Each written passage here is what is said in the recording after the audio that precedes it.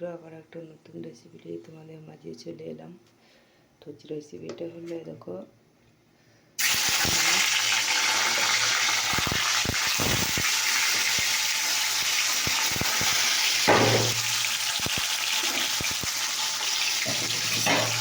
দেখতে পাচ্ছি বন্ধুরা দিলাম। তো দেখো বন্ধুরা, মাছ ভাজা হয়ে গেছে, এদিকে তেলটা গরম হচ্ছে। আর এই দেখো, জিরে গুঁড়ো, হলুদ গুঁড়ো, লঙ্কা গুঁড়ো, নুন দেওয়া আছে। এই যে তেলটা গরম হয়ে গেছে, এখানে জল দিয়ে এবার দিয়ে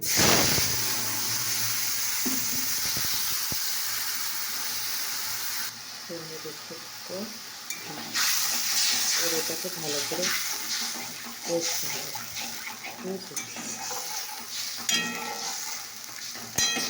ভালো করে কষতে হবে। আর এদিকে দেখো ভাত হচ্ছে, দেখো আপনার মশলাটা কষা হচ্ছে।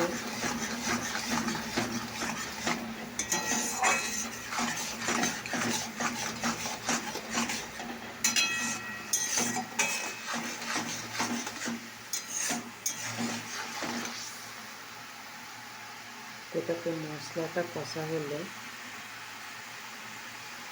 তারপরে এটা গন্ধটা দেখো, এটা জিরে একটা তো গন্ধ আছে, বলে জিরের গন্ধটা যাবে। শুধু জিরে, নুন, হলুদ, সামান্য লঙ্কা গুঁড়ো দিয়ে মশলা করেছি। তাই এটা হবে একটা মাছের রেসিপি।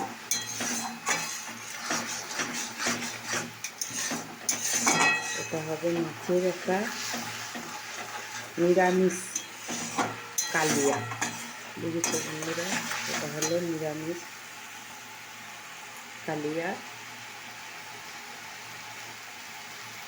তো হোক, এটা হয়ে গেলে একটু জল ঢেলে দিতে হবে।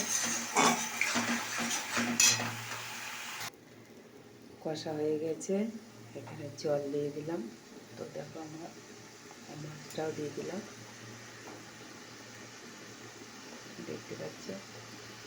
একটু ফুটুক, চলো। তো দেখো বন্ধুরা, আমার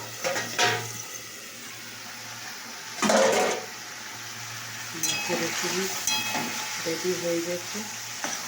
মাছের ভালো হয়ে গেছে, কিন্তু কালিয়াটা কেমন লাগলো বলো। তো এবার চাপালাম আমি চা, দেখতে পাচ্ছ, ঢাকা দিলাম চায়ের। তো চলো এবার ভাতটা দেখি। ভাতটা হয়ে এসছে।